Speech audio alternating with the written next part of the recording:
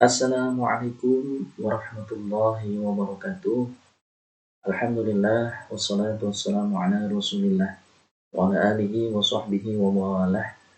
La haula wala quwata illa billah amma ba'du. Apa kabarnya mahasiswa Sekolah Tinggi Ilmu Tarbiyah Pemalang?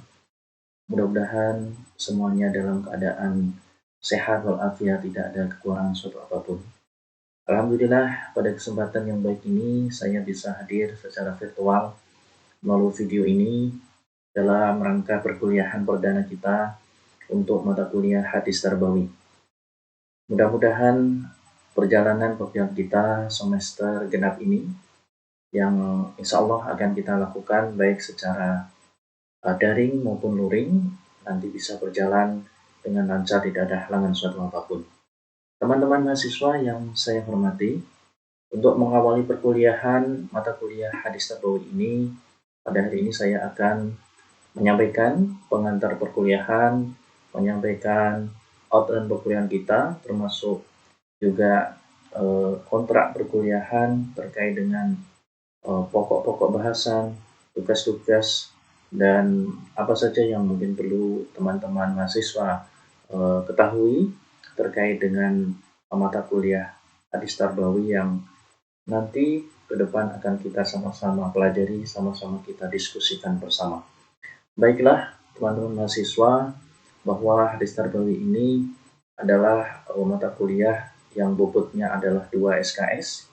Maka perkuliahan kita selalu dihitung secara waktu, maka lamanya adalah 100 menit.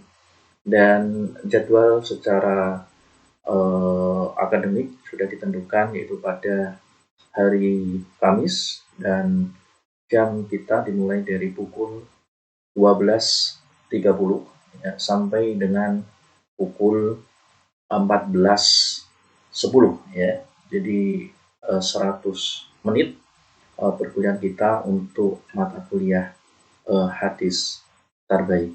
Baiklah teman-teman yang saya hormati, untuk pertama ini sekedar saya untuk memperkenalkan diri sebagai pengampu mata kuliah Hadis Tarbawi.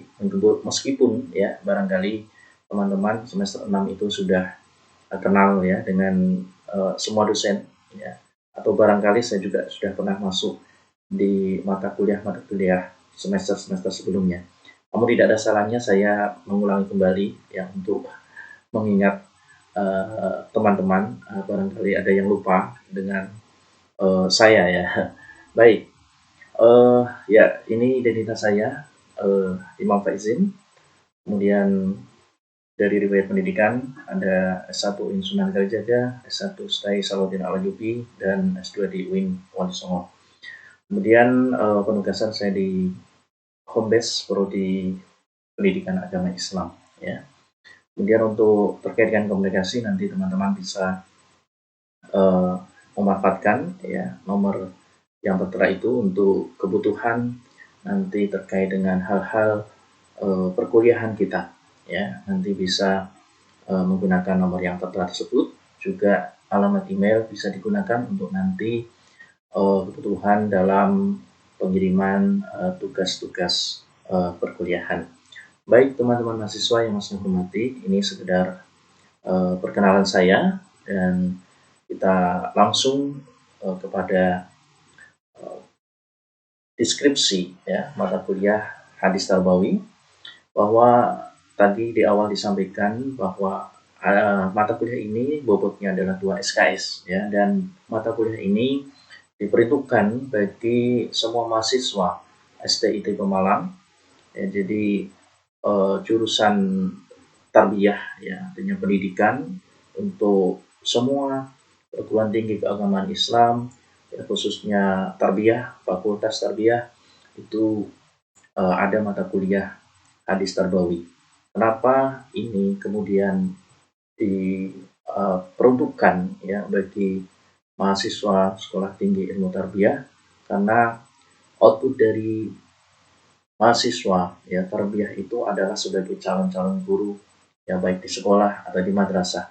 Maka kehadiran mata kuliah ini membantu ya mahasiswa untuk mengembangkan kemampuannya ya memahami dan menyebutkan hadis sebagai landasan pendidikan dan pembelajaran, serta memaknai di balik ya hadis-hadis Rasulullah yang memiliki relevansi dengan tema-tema pendidikan, khususnya yaitu pendidikan Islam.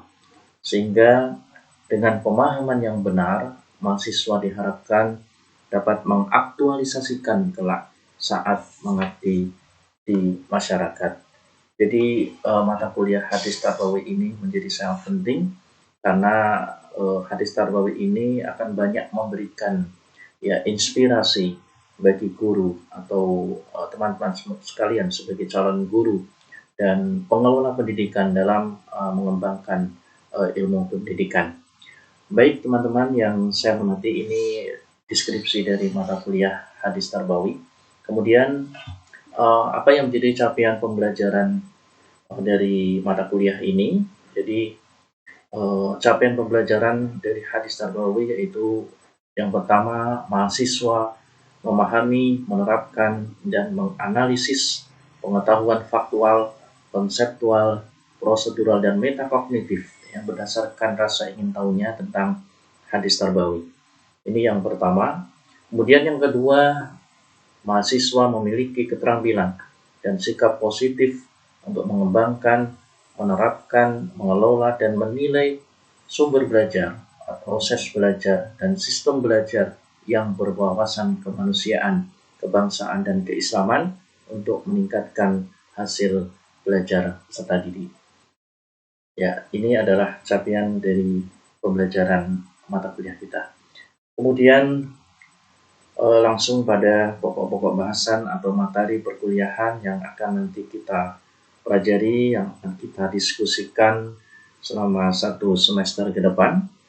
Jadi pertemuan kita sebenarnya total adalah 16 kali dengan 2 kali ujian, yaitu ujian tengah semester UTS dan ujian akhir semester UAS.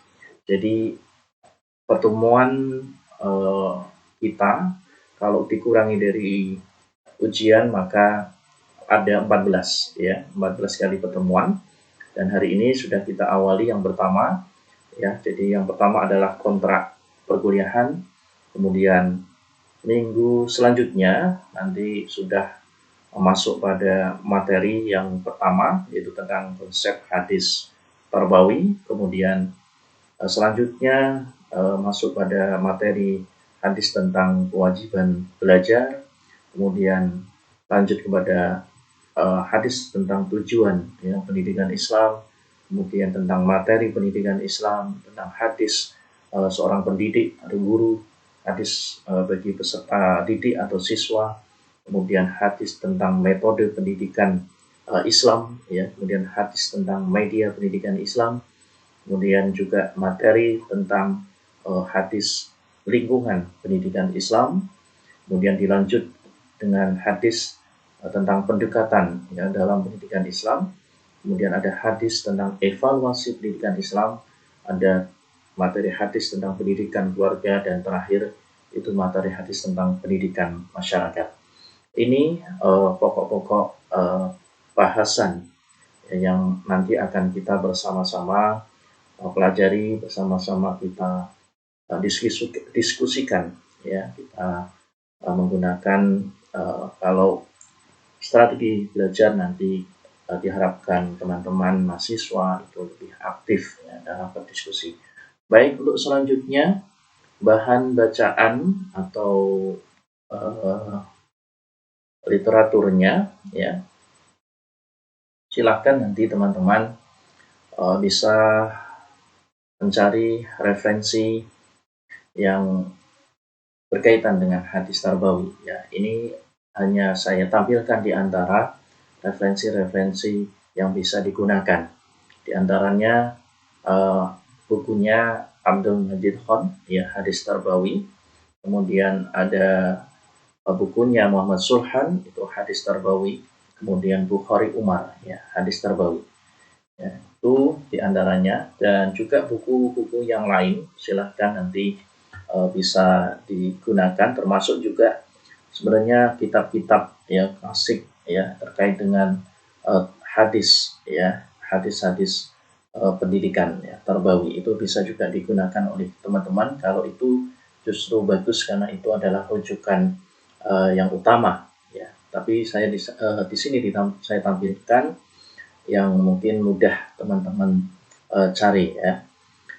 Nah, ini diantaranya ada Wajidi saya di ya, hadis tarbawi, kemudian Juwariyah ya hadis tarbawi, juga Sri Haningsih ya hadis tarbawi ya. Oke, juga buku-buku yang lain, jadi sangat banyak sekali sebenarnya kalau kemudian teman-teman ingin mencari referensi atau bahan bacaan yang nanti kita gunakan ya untuk perkuliahan kita.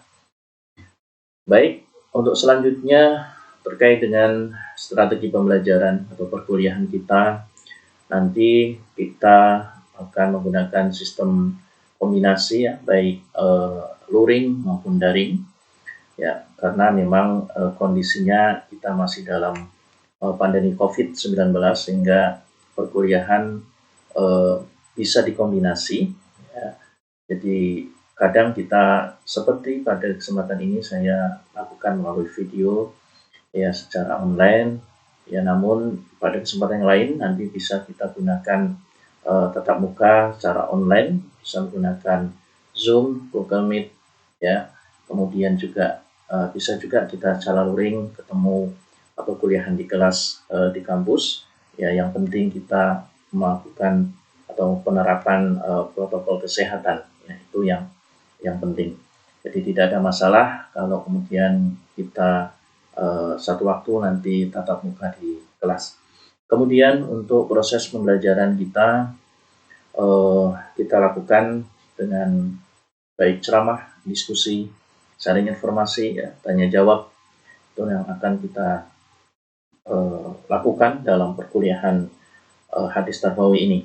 Kemudian model pembelajaran kita tentu lebih menekankan pada student active learning. Artinya teman-teman mahasiswa diharapkan lebih aktif dalam perkuliahan ya, karena sebagai mahasiswa tentu diharapkan lebih aktif ya dalam perkuliahan ya, aktif dalam diskusi, sharing informasi ya, terutama ketika nanti kita ada tugas ya pemaparan makalah, kemudian ada sesi diskusi. Nah, silahkan teman-teman, saya harapkan bisa berkontribusi, terlibat aktif dalam diskusi. Ini ya untuk strategi pembelajaran kita. Untuk selanjutnya terkait dengan teknik penilaian, teman-teman ya. Jadi untuk teknik penilaian ini saya menggunakan kriteria yang ditentukan oleh akademik ya. Sebenarnya ada 4, yaitu presensi, tugas, UTS, dan UAS. Kemudian saya tambahkan satu lagi keaktifan, dan ini adalah proporsi yang sudah sesuai sebenarnya secara akademik ya. Jadi bobot nilainya untuk presensi ada 10%, keaktifan 10%, tugas-tugas 10%, UTS 30%, dan UAS 40% ya. Ini nanti bisa menjadi dasar teman-teman untuk kira-kira apa yang harus dilakukan teman-teman ya. Dengan kriteria yang seperti ini, tentu teman-teman ingin mendapatkan nilai yang maksimal, maka ya ini di awal tentu saya sampaikan ya, sehingga nanti ketika barangkali teman-teman di akhir perkuliahan biasanya ada kesempatan untuk komplain terhadap nilai ya, yang penting saya sudah menyampaikan dari awal dengan jelas ya kriterianya seperti apa. Oke. Kemudian untuk rinciannya, misalnya terkait dengan kehadiran 10% ya. Ya, kehadiran 10% ini saya terapkan. Jadi ketika misalnya pembelajaran secara luring ya, kalau masuk kelas maka ada yang harus ya, ketentuan yang harus dipahami oleh mahasiswa, misalnya terkait dengan keterlambatan, maka toleransi terlambat maksimal adalah 15 menit ya. Lebih dari itu tanpa alasan yang dapat diterima maka dianggap bolos ya. Nah, Kemudian kalau terkait dengan karena tidak hadir barangkali izin atau hal lain, ya itu tentu ya ada kriteria penilaian sendiri, ya.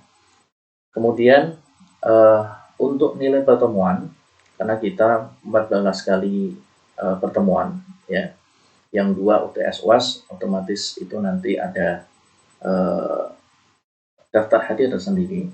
Jadi saya menghitungnya 14, sehingga kalau dibagi dari 14 pertemuan itu, maka sekali pertemuan skornya adalah 7,1.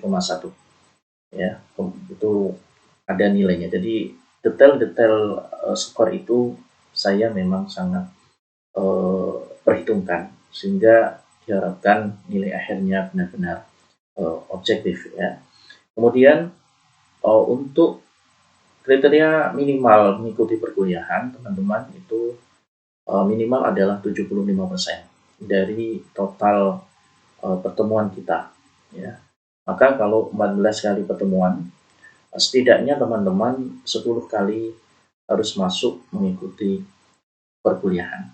Nah, kalau kurang dari itu, maka secara akademik, maka teman-teman mahasiswa dianggap tidak lulus, ya, atau gagal mengikuti mata kuliah karena tidak sesuai dengan ketentuan akademik minimal mengikuti perkuliahan 75%.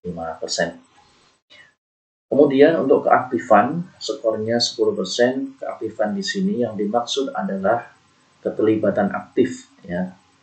Keterlibatan aktif mahasiswa dalam diskusi, baik bertanya, menyanggah, memberikan alternatif jawaban, ya, mengoreksi jawaban, ya, atau yang lainnya.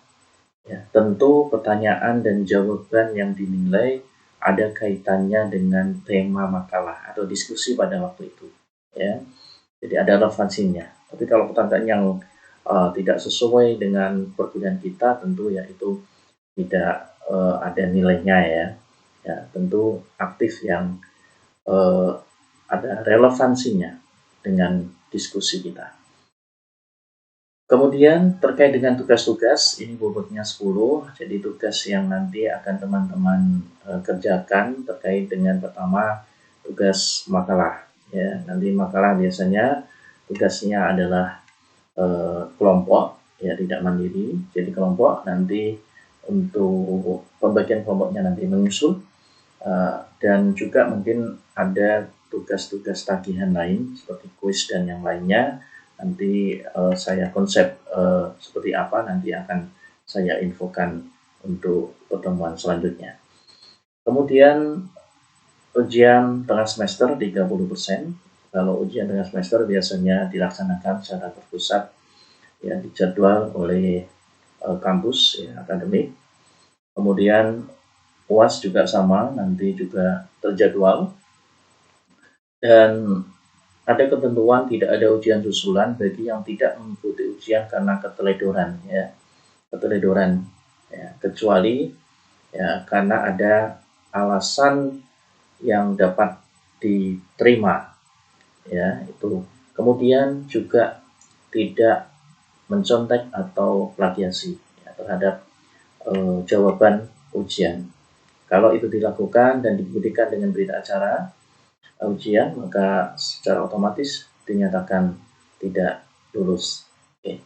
Baik teman-teman, ini kriteria-kriteria penilaian, ya, rincian-rincian penilaian, sehingga teman-teman nanti bisa memahami apa saja yang perlu dilakukan oleh teman-teman agar nanti nilainya juga maksimal.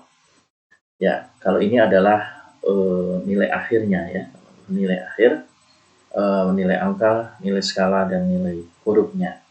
Oke, ya.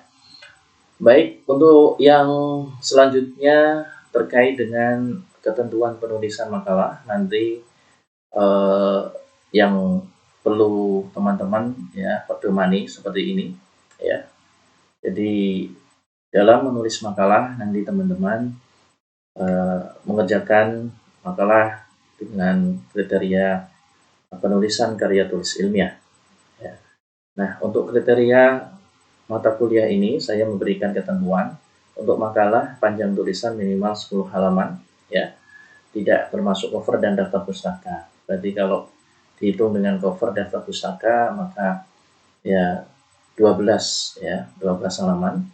Kemudian kertas ukuran A4 ya dengan spasi 1,5 dengan margin ya 4 343 ya. Kemudian fontnya menggunakan tim New Roman ya. Ini ketentuan saya ya. Ya, kalau teman-teman mengikuti tentu semua ada skor nilai ya. Kalau tidak sesuai ya tentu ya skornya juga beda. Kemudian mencantumkan semua rujukan yang dipakai dengan menggunakan footnote. Ya. Nah, ini nanti pedomannya menurut footnote yang benar seperti apa. Ya. Kemudian isi tulisan ya ada cover, pendahuluan, pembahasan, kesimpulan dan daftar pustaka. Ya, kemudian makalah dinilai berdasarkan konten, bahasa dan nalalogisnya ya. Nah, ini terkait dengan penulisan makalah. Nah, kemudian bagaimana penilaiannya? Nah, ini ada kisi-kisi penilaian makalah ya. Ada 5 kriteria. Pertama yaitu terkait dengan kelengkapan isi ya, jelas dan runtut ya. Minimal 10 halaman isi. Ini skornya adalah 15 ya. Kemudian menggunakan minimal 4 buku ya dan dirujuk secara proporsional, tidak menggunakan sumber dari blog dan semacamnya. Ini juga skornya 15. Tata penulisan footnote penggunaan bahasa adalah 10. Kemudian mempresentasikannya ya, ini juga ada nilainya 20. Kemudian bagaimana memberikan tanggapan dan jawaban atas pertanyaan dalam diskusi-diskusi itu 40 skornya, sehingga total skornya adalah 100 ya. Ini terkait dengan kisi-kisi penilaian makalah. Baik teman-teman yang saya hormati, untuk yang terakhir terkait dengan tata tertib perkuliahan kita yang ini harus teman-teman pahami bersama agar nanti perjalanan perkuliahan kita juga berjalan dengan lancar, tidak ada suatu hal apapun. Yang pertama, hadir kuliah tepat waktu, mengedepankan integritas. Ya, ini harapannya. Yang kedua, aktif mengikuti semua kegiatan yang telah dirancang dosen mata kuliah. Kemudian yang ketiga, aktif berdiskusi dan mengumpulkan tugas sesuai jadwal. Kemudian berinteraksi dengan dosen atau mahasiswa menunjukkan kecendekiaan ya. Kemudian berkomunikasi dengan dosen sekiranya berhalangan hadir. Kemudian menjunjung tinggi budaya akademik dan kode etik STID Pemalang. Kemudian yang terakhir, selalu semangat, antusias ya, dan bahagia menikmati proses kuliah. Baik teman-teman mahasiswa, saya kira ini yang dapat saya sampaikan terkait pengantar perkuliahan kita. Untuk detail rencana pemberian semester dan hal-hal lain terkait dengan pembagian kelompok untuk tugas makalah nanti akan saya sampaikan lewat media grup ya, WA dan yang lainnya. Nanti menyusul untuk hal-hal lain, dan juga nanti teman-teman juga bisa berdiskusi ya, juga bisa menanyakan terkait perkuliahan kita lewat grup yang sudah dibuat. Baik teman-teman mahasiswa, ini yang dapat saya sampaikan.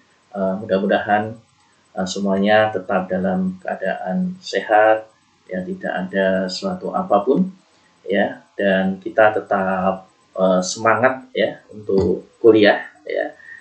STIT Pemalang ya teman-teman, sebagai bagian dari mahasiswa STIT Pemalang ya. Baik, saya kira ini yang dapat saya sampaikan di kesempatan video kali ini, dan kita berjumpa kembali di pertemuan-pertemuan yang akan datang. Kurang lebihnya saya mohon maaf, saya akhiri. Wassalamualaikum warahmatullahi wabarakatuh.